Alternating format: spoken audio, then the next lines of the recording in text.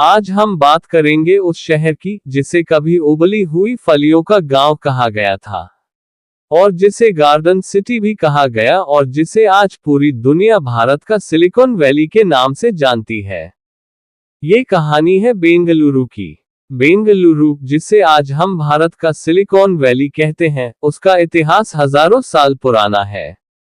सबसे पहले बेंगलुरु का जिक्र 890 ईस्वी के बगुर इंस्क्रिप्शन शिलालेख में मिलता है, जिसमें बेंगलुरु नाम लिखा था।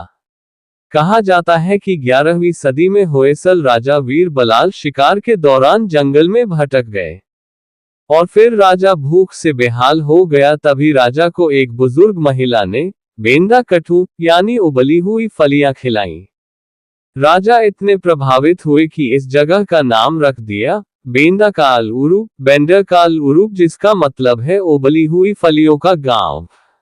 यही नाम समय के साथ बेंगलुरु बना। केम्पेगौड़ा प्रथम, जो विजयनगर साम्राज्य के एक स्थानीय शासक थे, ने 1537 में यहां मिट्टी का किला बनवाया। उन्होंने चारों दिशाओं में शहर के गेट द्वार बनाए, येलहंका, हलसो, कनकपुरा और कोटे गेट बनवाया। यही से आधुनिक बेंगलुरु शहर की शुरुआत हुई।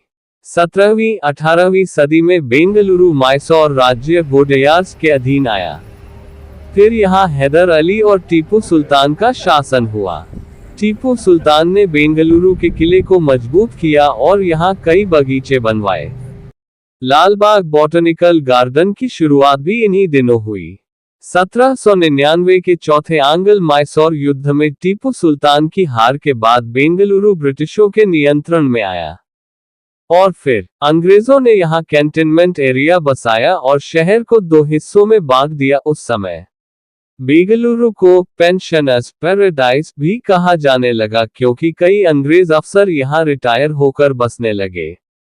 ब्रिटिश काल में ही बेंगलुरु की पहचान गार्डन सिटी ऑफ इंडिया बनी, और यहाँ लालबाग गार्डन और कब्बन पार्क जैसे खूबसूरत पार्क बनाए गए।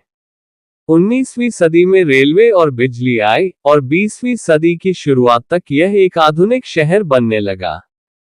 1947 में आजादी के बाद बेंगलुरु मैसूर राज्य की राजधानी बना। 1956 के स्टेट्स रिओर्गेनाइजेशन एक्ट के बाद जब भाषाई आधार पर राज्य बने, तो बेंगलुरु को मैसूर बाद में कर्नाटक की राजधानी घोषित किया गया। और 1980-90 के दशक में बेंगलुरु ने भारत के आईटी हब के रूप में पहचान बनाई। इन्फोसिस और विप्रो जैसी कंपनियां यहीं से निकली। व्हाइटफील्ड, इलेक्ट्रॉनिक सिटी और मान्यता टेक पार्क जैसे इट हब ने शहर को नई पहचान दी। आज इसे इंडिया सिलिकॉन वैली और स्टार्टअप कैपिटल ऑफ इंडिया कहा जाता है। और इतना ही नहीं दोस्तों, बेंगलुरु भारत का तीसरा सबसे बड़ा शहर भी है, कर्नाटक की राजधानी है। इट कंपनियों और स्टार्टअप्स का ग्लोबल सेंटर है। एक तरफ गार्डन सिटी, दूसरी तरफ tech hub. Kempegowda international airport दक्षिण भारत का सबसे व्यस्त एयरपोर्ट है। धन्यवाद दोस्तों।